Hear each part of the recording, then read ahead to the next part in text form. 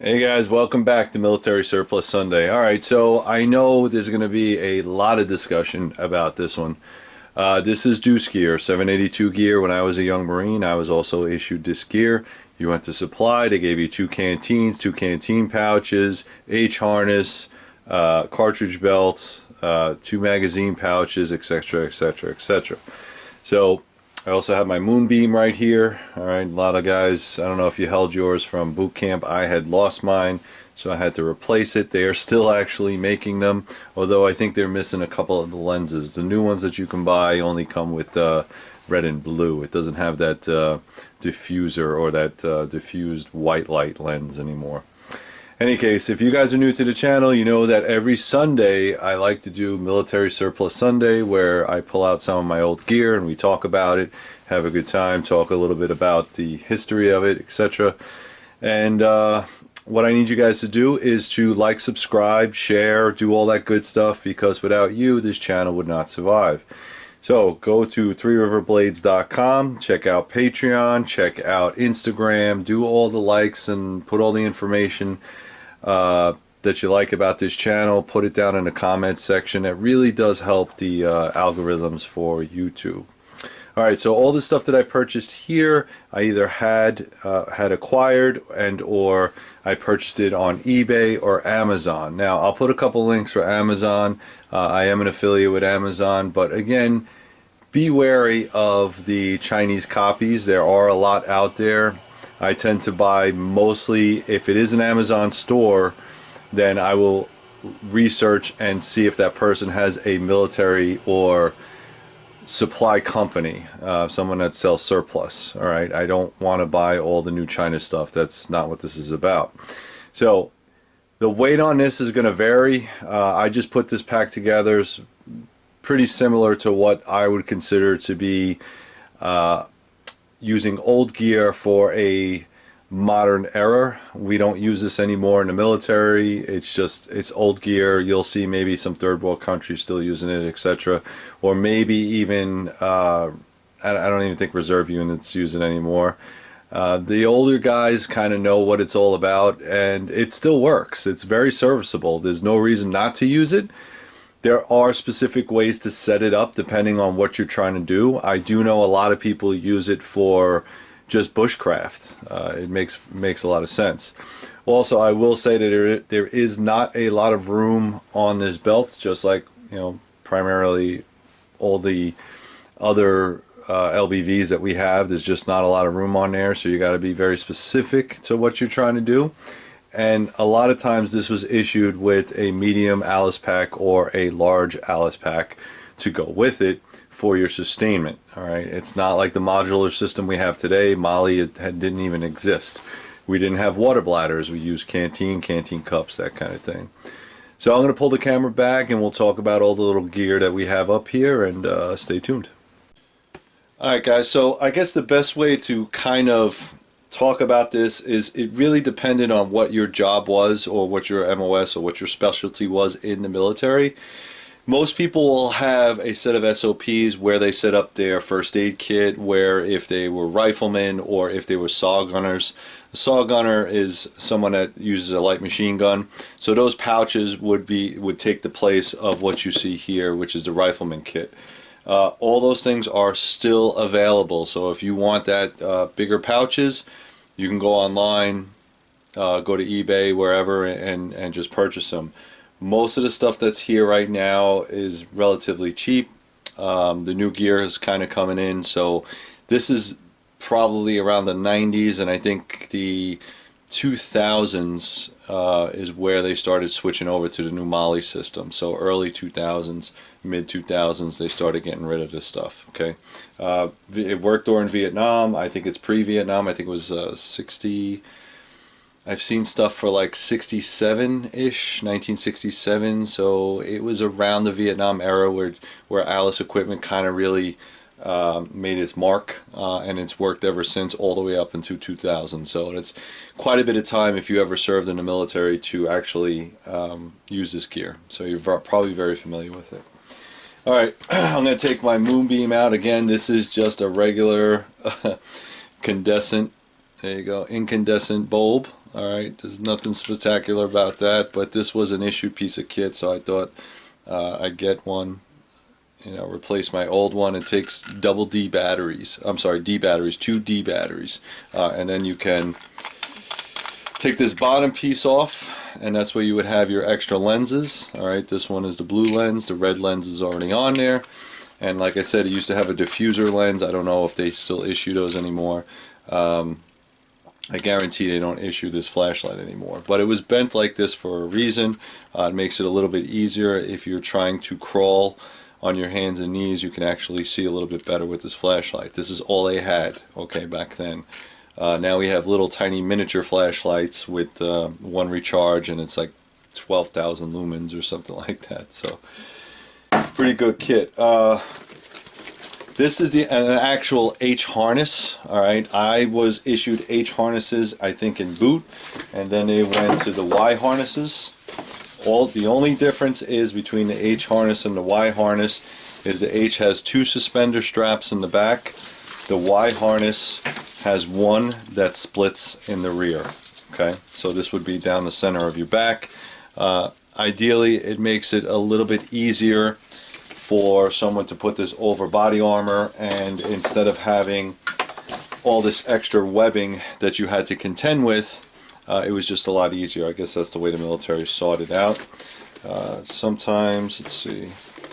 Yep. So on the H harness itself, it has these metal buckles. It should have some type of strapping or webbing to hold this together.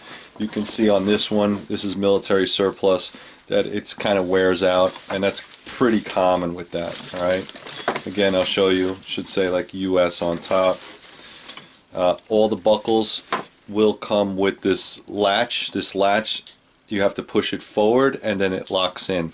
The way this works is, and I'll see if I can bring it in a little bit tighter, but right here you can see there's a dimple or an indent on each side, and when you press it back, all it's doing is locking onto this little tiny bar. Okay, you just push it in and you snap it. Now, what we used to do is, you can hear that, so it makes a lot of noise. After we set our gear the way we wanted it to, then we would duct tape this, or whatever tape you had, we would use. So I typically carried either duct tape or I carried electrical tape. All right. Same thing with this. You would set it up the way you wanted to, fold this in under here, and then you would tape it right there. Okay. Let's see if this one has it. Okay, this one you can see right here. Suspenders, individual belt, LC2, and then it has a number on it.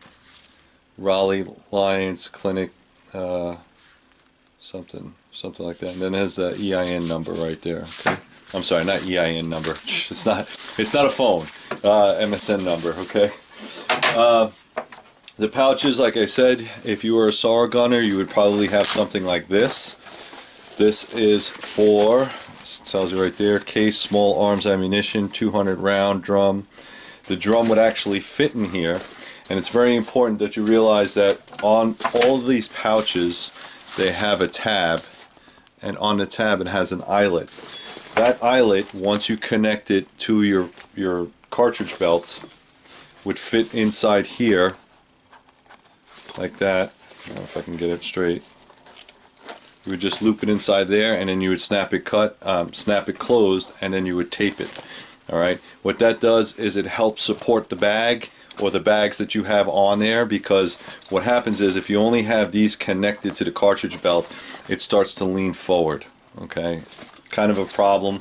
It's very uncomfortable, especially if you're very heavily loaded up with ammunition. Okay? So again, we'll go around the belt a little bit. All right, this is I think Bianchi belt. The Bianchi belt, in my opinion, is far more superior. You can still get these on Amazon. They sell them in other sizes. If you get military surplus, you're going to have that gray buckle. That gray buckle is actual GI military surplus, but they only come in medium. So I am no longer a medium, so I'm going to have to get something a little bit larger, and I'll put the link down below if you like. If you were somebody that had a pistol, you would have one of these. Okay, this is the old Beretta Let's see if I could pull it off for you. This would take the old Beretta 92 or the M92. All right, again made by Bianchi, M12. There's the part number if you like. You could fit it with a regular belt, or you can use this for your H-harness cartridge belt. All right, just fits right on there. It's not a quick draw or a fast draw. It's not meant for that. It's meant to secure your pistol. A lot of times people don't understand this, but in the military, it's all about rifles. The pistol is just a secondary backup. That's all it is. A lot of people that carried pistols carried rifles all the time, even if they were officers. Officers don't necessarily have to carry one, but they would carry one anyway because it made sense. If you needed to reach out and touch somebody, it would be very hard to do with a pistol, all right, if you're firing long distances. So all the officers I knew in the Marine Corps at least carried an M16 along with their designated pistol. So again, this has a loop on the bottom. A lot of the old pistols and the old way of thinking was they dummy corded everything. So you would have on the back of the pistol a little bit of a loop and a lanyard that would connect to your holster. All right, and what that did is if you were ever running and gunning or whatever the case was, and this happened to come open and your gun fell out, because there really is no retention in here other than this flap, you would at least have the thing dragged behind you, so you would have enough sense to stop and pick it up. Okay, so that is the M12, and these are still readily available. If you had to carry a pistol, you would probably have some of these issued to you. All right, this is just a pistol magazine pouch. They carry all types of magazines. It could be Glock, it could be Beretta, it could be SIG, it doesn't matter. It's just a universal pouch. If you get the pistol pouches, they usually come in sets of 3 or 4 depending. Okay, let me lower this a little bit and we'll get back to you. Alright guys, that should be a little bit better, a little bit easier. Okay, so again, I just have them on there just to show you what it looks like. Again, the buckle's all kind of adjustable. Alright, now like I said before, and I'll open this up, everything connects to this cartridge belt. Alright, this cartridge belt is adjustable from one side to the other, has these metal clasps, but I really have to tell you that the downside to this setup is all these metal pieces sticking into your side. If you're like me and have spent quite a bit of time in this type of kit, you know exactly what I'm talking about. When you put this on your belt and you put this on your shoulders and then throw your ruck and you do a ruck march for about 25 miles, 10 miles, 6 miles, whatever the mileage you're doing, all this metal stuff rubs into your side and you create sores. The sores are so bad that sometimes they cut your skin really bad, and then for the rest of your field op, you're kind of miserable. They do have a pad that goes across all of this. I have not been able to locate one. I don't know if it's available anymore, but the pad would connect to the inside of this belt and it alleviated all that metal touching your skin. All right, just something to think about. All right, again, like I said, so if this was set up for a regular rifleman, the strap would come down and you would connect it again to the back of the pouch while it was connected to the cartridge belt. These are all set up for military mags, so USGI mags. They will fit the P mags, but they might not close. Okay, these were designed specifically for the metal mags. These are 30-round magazines, and when I say, you know, basically USGI mags, these are the metal ones that I'm talking about. Okay, you have 3 on this side, 3 on the other side. Another thing that was issued to you was your bayonet. Now, if this is the old style, I think this is the USM 8 Atom or Alpha. Okay, so phosphorus, sharp, it does its job. Probably not the best for wood processing, but honestly, the only thing this was used for was sticking it onto the end of your bayonet. I'm sorry, sticking it onto the end of your rifle. So if you had to go hand to hand, you could. This also would work in that aspect if you needed to clear trenches or rooms or whatever the case is and you ran out of ammo, it would still work. Most of the time, if I carried this, I also carried a K-bar. I think a K-bar knife was a little bit more universal than a bayonet. Bayonet doesn't have a lot of space. And again, this was issued gear. All right, this one I purchased after I left the military, but it's issued gear. Okay, so issued gear, I know everybody loves it's mil spec, mil spec. It was just a sharpened dagger. It didn't do very well in other tasks, but it did the job for what it was made for. Canteens, very self-explanatory. Canteen pouch. Most of the old style ones will only have one pouch, so it only has the one right here where you would put your water purification. It's not like we had really good water purification. We had iodine tablets, so we would put those in there. All right. Depending on, let's move this around a little bit more, your SOPs. Sometimes the first aid kit would be attached to the butt pack, sometimes it would be attached to the belt. It just depends on how much space you have here, how big of a person you are. A lot of times we had it attached to the side of the butt pack. It really didn't make a difference. We didn't do a lot of, I would say,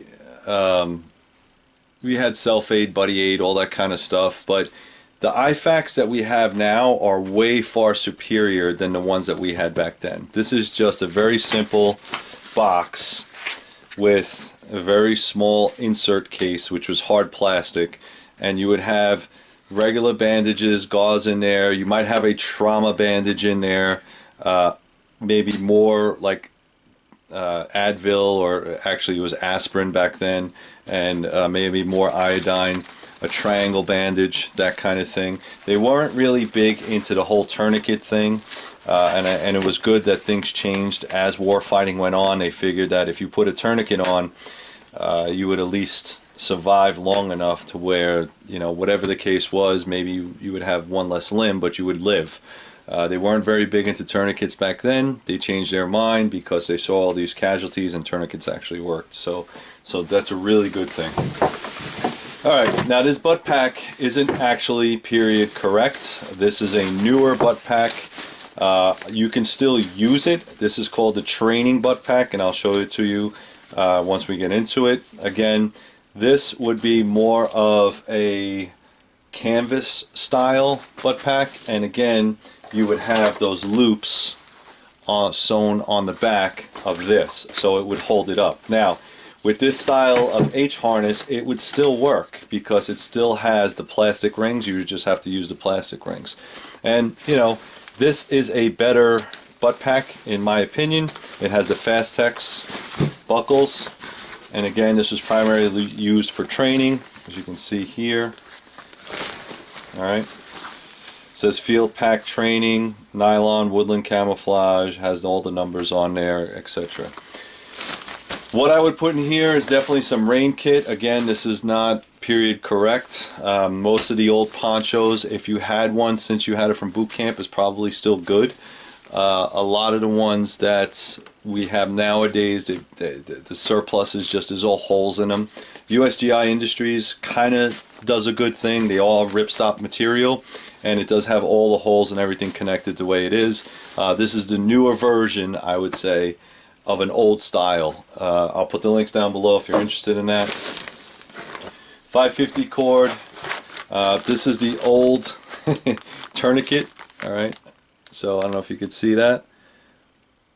There actually was a thing where people were saying, there was a medical thing where people were saying that it was not good to put tourniquets on at one time in the U.S. military. Okay, so that was actually a thing. It was true.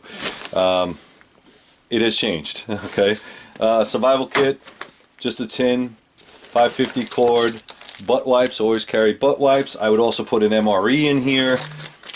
Chem lights. I have some tape. So, and like I said, that's electrical tape in green, and some fire starting material. All right, all that stuff would go inside there. Anything else, gloves, hat, if it was cold, that kind of thing, some snivel gear, all that good stuff. On this side, same thing.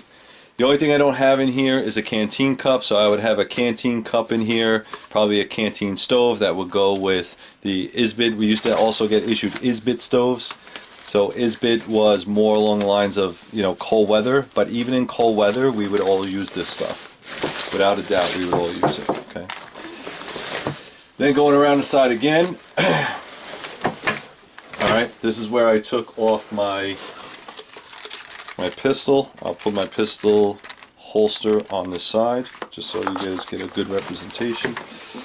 It's really not that hard to put on, it just clips on and clips off. There was also and it was kind of an older style, but we would use the leather cross draw kind of style if you were a pistol user. That's kind of fell out of fashion, but it was actually really cool. It was just very hard to get in and out of. And again, on this side, same thing, another 3 magazines. On the side of this magazine pouch, on each side, let's see if I can clip that in there. Some of these are, there you go. On each side, you have these pouches. These are for grenades.